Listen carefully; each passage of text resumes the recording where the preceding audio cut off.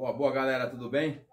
Vamos aqui para o quinto capítulo da série O Fino da Bola na Copa do Mundo Qatar 2022, que vem trazer para todos vocês aí a história das Copas do Mundo desde 1930, por capítulos, Copa por Copa.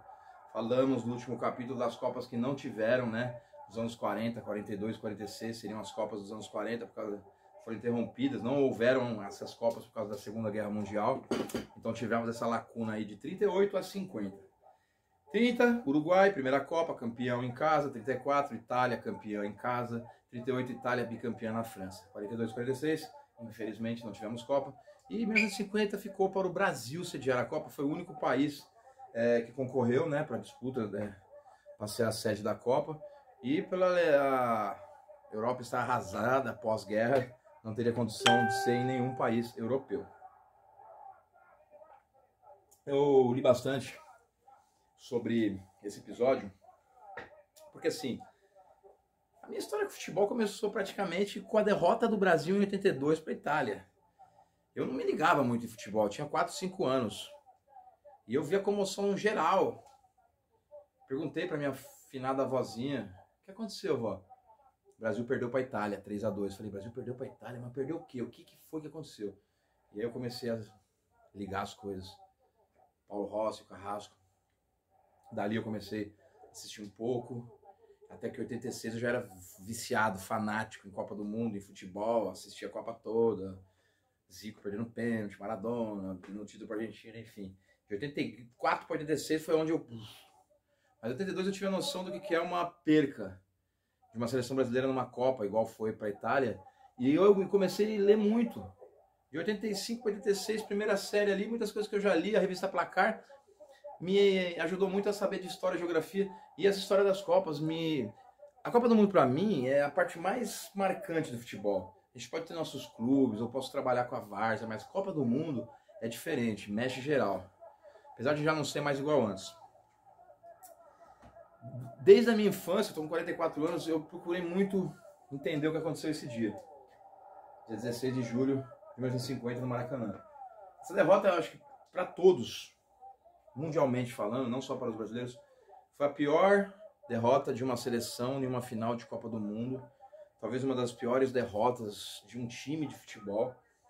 Eu até posso comparar com 2014, né, que a gente tomou o 7 a 1 da Alemanha, que foi vergonhoso. Não foi pior, essa foi pior. Foi pior porque foi a primeira final nossa, primeira final sendo mandante, o sonho do título. A gente jogava por empate, a gente tomou o 2 a 1 no finalzinho. O maior público da história de um futebol, de um estádio de futebol, numa final de Copa do Mundo, 200 mil pessoas, o Maracanã tinha acabado de ser construído. Todos esses fatores. Os anos 50, aquela empolgação pós-guerra, a galera precisava desse título. Eu acredito que foi o grande motivo para mim de ser a maior derrota da história de um time, de uma seleção de futebol, essa final de 1950. Então vamos prolongar um pouco. A gente está com a narração aqui oficial da final que eu coloquei. O lance do gol do Didier. Depois eu vou colocar no final o lance do gol do Didier, em preto e branco. Vamos dar um resumo então. 1950, 13 participantes, 88 gols, 22 partidas, média de 4 gols por partida. O Uruguai foi bicampeão em cima do Brasil, a Suécia terceiro colocada, a Espanha quarto. O artilheiro foi Ademir de Menezes, do Vasco da Gama, o segundo artilheiro de uma seleção brasileira numa Copa do Mundo. O Leônidas tinha sido em 38. Na França, melhores ataques foram do Brasil e do Uruguai com 8 gols. A melhor defesa do Uruguai, que até a final não havia levado nenhum gol. Maior goleada, Uruguai 8, Bolívia 0 na fase de grupos. Média de 47 mil pessoas, né, nos jogos. As sedes foram em Belo Horizonte, Curitiba, Porto Alegre, Recife, Rio e São Paulo. Os jogos eram aqui no Pacaembu. A Copa começou no dia 24 de junho, terminou dia 16 de julho. Os estádios prontos, devido à paixão do brasileiro por futebol, já estava tudo no jeito. O Brasil escolhido por unanimidade, Getúlio Vargas no poder. A FIFA tentando adiantar a Copa. Em 47, num congresso, houve uma reunião em que já se falava-se nesses projetos dos estádios, pilotos, tudo. A antiga CBD, que é a CBF, não colocou empecilhos, acelerou o processo, né, da construção de estádios e de alguns termos que a FIFA pedia, como alambrados, cabines para imprensa, túneis interligando os vestiários. A presidência de Getúlio Vargas chegou a formar a comissão de estádios, assim como foi em 2014. Mas mesmo assim, nenhum ficou pronto com antecedência. Nem o Pacaembu, inaugurado em 1940, 10 anos antes, atendia todos os atributos e quesitos. As 16 seleções que participaram da Copa foram 8 europeias: Itália, Suécia e Suíça, Espanha, Iugoslávia, Escócia e Turquia, e a toda poderosa Inglaterra, os bonitões, os inventores do futebol, que até então não queriam participar de Copa nenhuma, dizendo que Copa do Mundo, eles vieram para o Brasil e vieram para ser sapecado. As seleções sul-americanas foram Brasil, Uruguai, Chile, Paraguai, Bolívia, Estados Unidos e México. A Argentina também não quis participar, né? Fez um alvoroço, porque a Copa ia ser no Brasil. E um asiático que foi a Índia. A seleção inglesa estreou, as maiores goleadas foram Uruguai 8, Bolívia 0, Brasil 7-1 na Suécia e 6-1 na Espanha. Os destaques da Copa, os grandes jogadores foram os uruguaios: Roque Máspoli, Obdúlio Varela, Alcides Guigua e Juan Schiaffino. Pela parte brasileira, Ademir de Menezes, Zizinho, Jair da Rosa Pinto e José Carlos Bauer. Bom, como já dissemos, nos anos 40 não teve Copa do Mundo, e a quarta Copa do Mundo foi decidida para ser disputada aqui em solo nacional. Ao longo da competição, equipes como Índia, Turquia e Escócia desistiram. O grupo 4 ficou apenas 2 seleções, onde o Uruguai ganhou de 8 da Bolívia e já foi para o quadrangular final. Então nós não tivemos final, a gente teve um quadrangular com os 4 melhores classificados: Brasil, Uruguai, Suécia e Espanha. A Espanha e a Suécia foram goleados pelo Brasil e eliminados por placares apertados pelo Uruguai. A última partida era, coincidentemente, então, entre Brasil e Uruguai, primeiro e segundo colocados, que até então não haviam perdido na competição. A última partida ficou conhecida como Maracanaço e contou com o maior público de todas as partidas na história das Copas, 199.854 pessoas, que ocorreu no dia 16 de julho no Maracanã, estádio Mário Filho, no Rio de Janeiro. O Brasil, embalado pela excelente campanha, pelo apoio da torcida, pela liderança, pelo elenco vitorioso, abriu o placar com friaça. O Uruguai empatou com Schiaffino e a virada veio aos 79 minutos com Didia. Esta partida é considerada uma das maiores decepções da história do futebol brasileiro. As dificuldades para se realizar a Copa, devido a ser pós-guerra, tudo, o Brasil conseguiu organizar uma boa Copa do Mundo. As eliminatórias, vamos falar como é que foi. A Itália tinha um interesse particular para a entidade, os italianos eram defensores do título, a atual campeã era a Itália, de 38. O país estava se reconstruindo após o final da Segunda Guerra e havia pouco interesse por parte dos italianos se inscreverem. A Zua foi finalmente convencida a participar, porém há rumores que a Federação Internacional de Futebol teve que custear as passagens das viagens. A Áustria, enquanto a Itália e a Áustria, as equipes bem-sucedidas no pré-guerra, não estavam sujeitas às sanções internacionais, o Japão, ainda sob ocupação e ocupada, e devido à Alemanha, não tinham permissão para competir, foram proibidas. A região do Sarre, ocupada pelos franceses, foi aceita pela Federação Internacional de Futebol 2 semanas antes da Copa do Mundo. Vários meses antes que a Federação de Futebol da Alemanha Ocidental fosse reinstalada, a Alemanha Oriental ainda demoraria mais para fundar sua associação. As nações britânicas puderam competir, tendo se reunido a Federação Internacional de Futebol 4 anos antes, após 17 anos de autoexílio, né, de dizer não às Copas.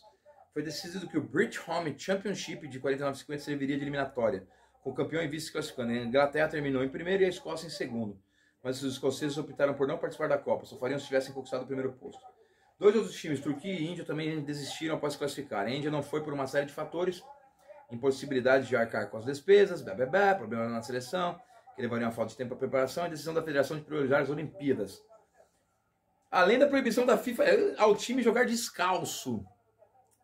É isso mesmo, como fez nas Olimpíadas de 48. Os indianos não queriam calçar chuteiras. França e Portugal foram convidados para repor as vagas, mas declinaram. Inicialmente a França concordou em jogar, mas depois reclamou que as partidas do seu grupo compreenderiam uma distância de mais de 3.000 quilômetros. Os franceses disseram aos brasileiros que não sairiam de casa se isso não fosse mudado. A Federação Brasileira recusou e a França desistiu. Sendo assim, que 16 times estivessem originalmente previstos, somente 13 tomaram parte. Não teve eliminatórias, então foi tudo escolhido a dedo. Bom, o estádio Raimundo Sampaio, Independência, foi o estádio escolhido lá em Belo Horizonte, Minas Gerais. Na época era pertencente ao 7 de Setembro Futebol Clube, atualmente é do América e do Cruzeiro. O Durival de Brito, Vila Capanema, antigo estádio do Atlético Paranaense, lá em Curitiba. O estádio dos Eucaliptos, que na época era o estádio do Inter, lá em Porto Alegre. O estádio Ademar da Costa Carvalho, a Ilha do Retiro, foi o estádio lá em Recife, em Pernambuco, jornalista Mário Filho, Maracanã, no Rio, e o Paulo Machado de Carvalho aqui em São Paulo, que recebeu 6 jogos. Todos jogos com 60 mil pessoas no Pacaembu. O Maracanã recebeu 8 jogos, dentre eles 4 da seleção e a grande final. Bom, a história da Copa e do Maracanaço em si é dividido, né, em 1950 com a Copa, que foi uma Copa rápida, 13 times, pum.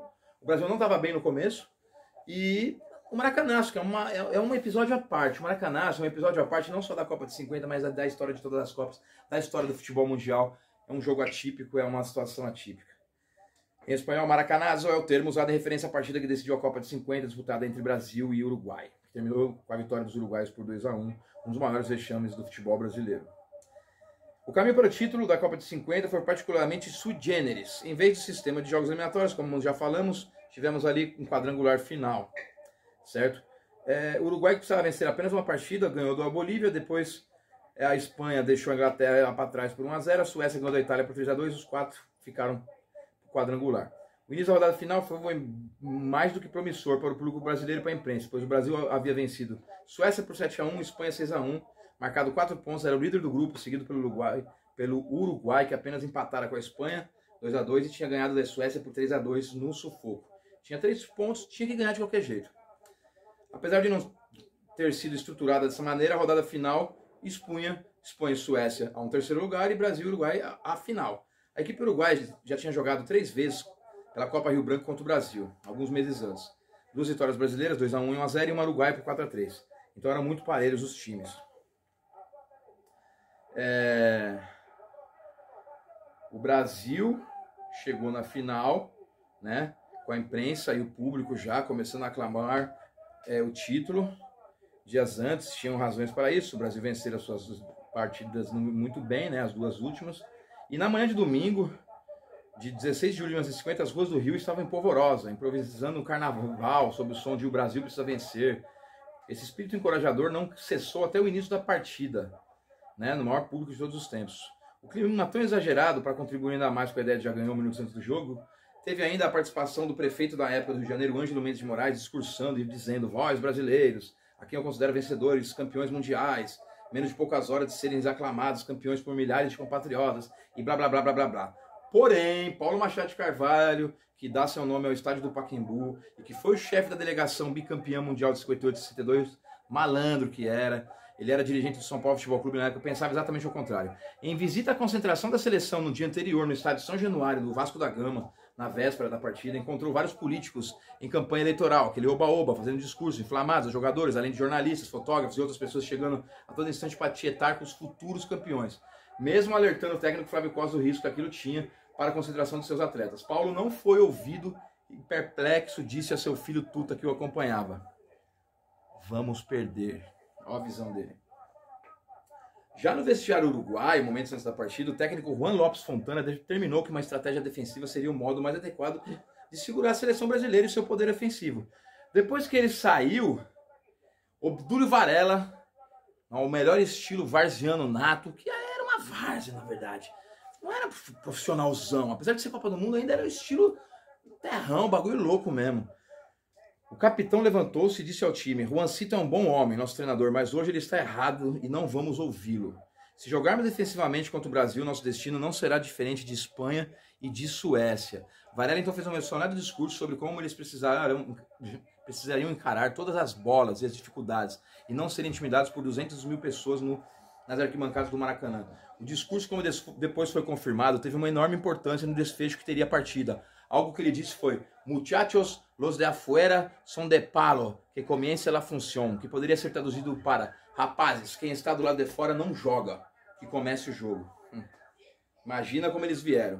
A partida começou como se esperava, o iminente avalanche brasileira contra o defensivo time uruguaio. Porém, diferente de Espanha e Suécia, a linha defensiva do Uruguai conseguia segurar bem os muitos ataques brasileiros. O primeiro tempo ficou sem gols, um jogo ali já tenso, com a torcida já diminuindo um pouco sua empolgação dentro das arquibancadas. O jornal à noite descreveu na manhã seguinte a partida. Desde os primeiros momentos de luta verificou-se um fenômeno desconcertante. Os uruguaios pareciam ser os donos da casa. Via-se que eles tinham dominado, que eles tinham anulado Zizinho, Jair da Rosa Pinto, Ademir Menezes, que é nos craques brasileiros. Friaça, o São Paulino, abriu o placar com 2 minutos do segundo tempo, mesmo com tudo isso.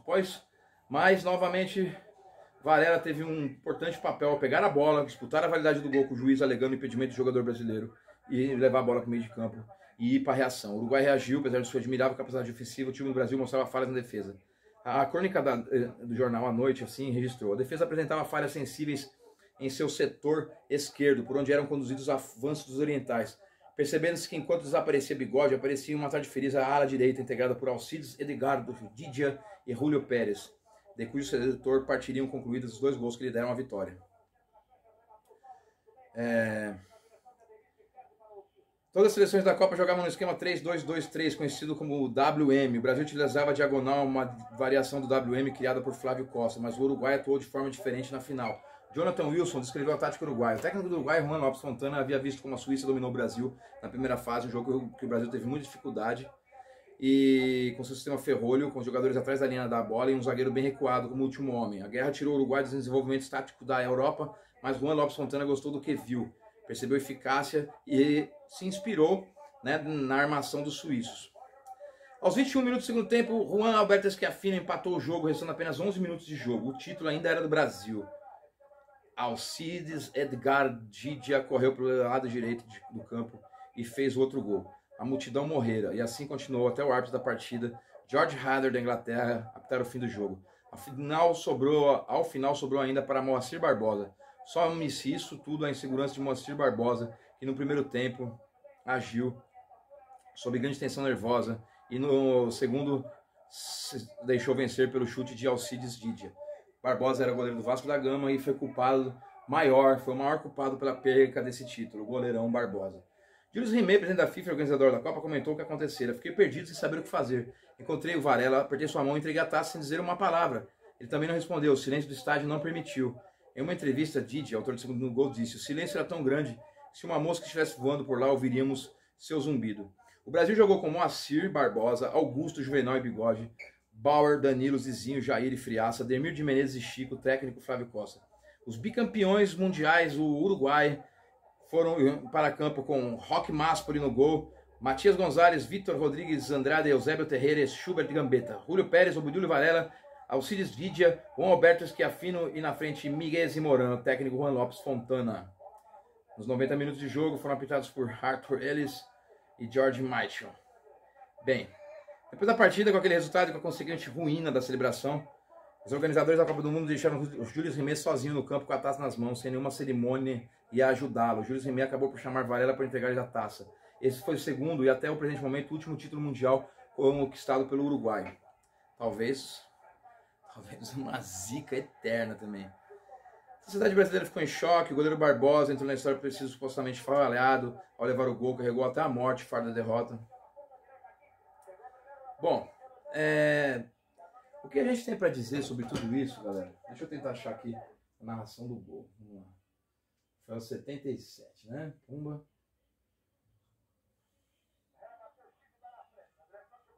Vamos tentar ter uma noção pela narração do rádio. Eu acho que eu errei de novo aqui, não. Bom, enfim. Como eu disse, galera, eu creio que essa foi a maior derrota da história de uma seleção. Não só em uma final, não só em um jogo de futebol. Olha aí, ó. Foi a maior tragédia para a seleção brasileira, né? Essa derrota aí. Eu vou tentar voltar ali, ó, e vou colocar aqui gols. Copa 50. Vamos ver os gols da final. Pra gente ter uma... Ó, grandes finais. Vamos ver se aqui vai aparecer. A gente precisa ver o gol do título mundial da seleção brasileira. O resto é história.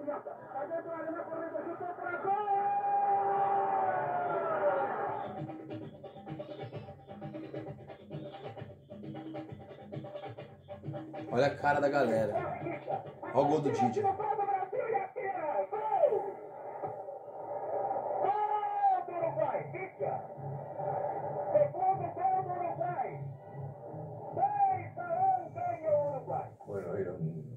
Eu vou até derrubar aqui a transmissão. 1950, galera, foi o divisor de águas para tudo que existe até hoje na história do futebol mundial, na construção da seleção brasileira ser penta e única seleção com 5 títulos mundiais. Maior país do futebol mundial em futebol é o Brasil, apesar de nos últimos 10, 15 anos ter passado por uma fase tão difícil. Se nós tivéssemos ganho essa Copa de 50, talvez nem tudo fosse o que é hoje. Talvez não tivesse 58, 62, 70. Eu acredito muito que foi uma derrota importante. A gente tinha que perder para crescer, para se reestruturar. Muitos culpados injustos ficaram, como o saudoso Barbosa e outros jogadores. O Uruguai nunca mais ganhou. Talvez uma maldição. Mas é por isso, galera, que o futebol e as Copas do Mundo são tão especiais. Elas constroem místicas. Elas constroem histórias eternas. Brasil, 1950, vice-campeão para o Uruguai, no Maracanaço, a história da maior tristeza de um dia dentro de um campo de futebol com o maior público da história do futebol mundial, 200 mil pessoas, no Rio de Janeiro, no dia 16 de julho de 1950. Esse é o Fino da Bola, próximo capítulo, 1954, a Copa que a Alemanha venceu a Hungria lá na Suíça. Tamo junto, galera, valeu!